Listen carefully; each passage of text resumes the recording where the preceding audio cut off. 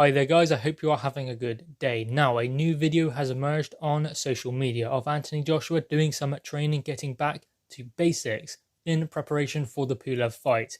Now, he's only sat down because obviously he is still having trouble with that knee, but still he is working in some pretty vicious looking hooks. Now again, he's sat down, so he is still having problems with that knee. So he's just getting back to training, obviously ready for the Pulev fight, whenever that may be. Now, we do know because of social media that Anthony Joshua is currently in Spain, I believe, so maybe camp starts when he gets back. So that's kind of promising about the fight with Pulev, I guess. Maybe the fight will be 12 weeks from now, so that would be end of October, maybe early November, meaning that this fight could take place before Tyson Fury versus Deontay Wilder 3. And I believe it should do, because I think that Anthony Joshua would benefit from, for once, fighting before them, because he seems to always be the one who has to fight after, mainly Deontay Wilder, because Deontay Wilder has always made it that way.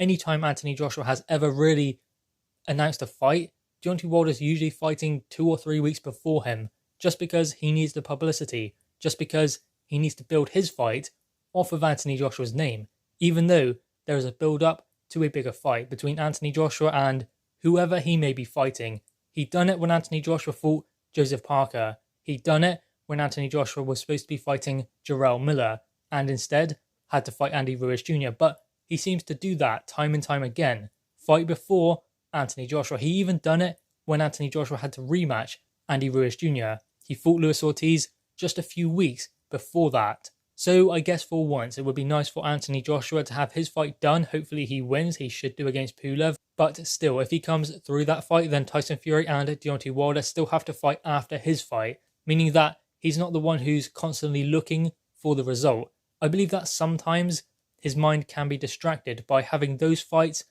literally 2 weeks before he fights. I believe that that could have been a factor in the Andy Ruiz Jr. loss. Obviously, the better man won on the night. Andy Ruiz Jr. deserves full credit for that, but still, Deontay Wilder announced his fight with Luis Ortiz on Anthony Joshua versus Ruiz fight week.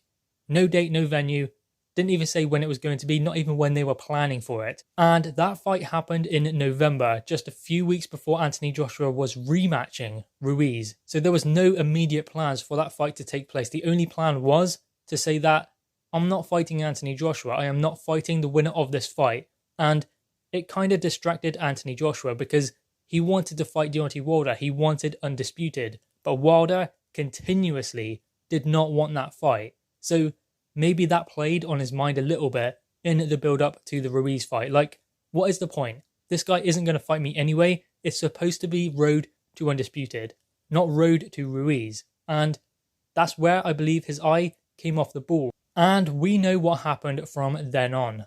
But if he gets to fight before Deontay Wilder and Tyson Fury doesn't really do that, although he does fight around the same time, which is good, I guess, because if Deontay Wilder fights Tyson Fury again, Tyson Fury, I believe, will win. Anthony Joshua comes through Pulev.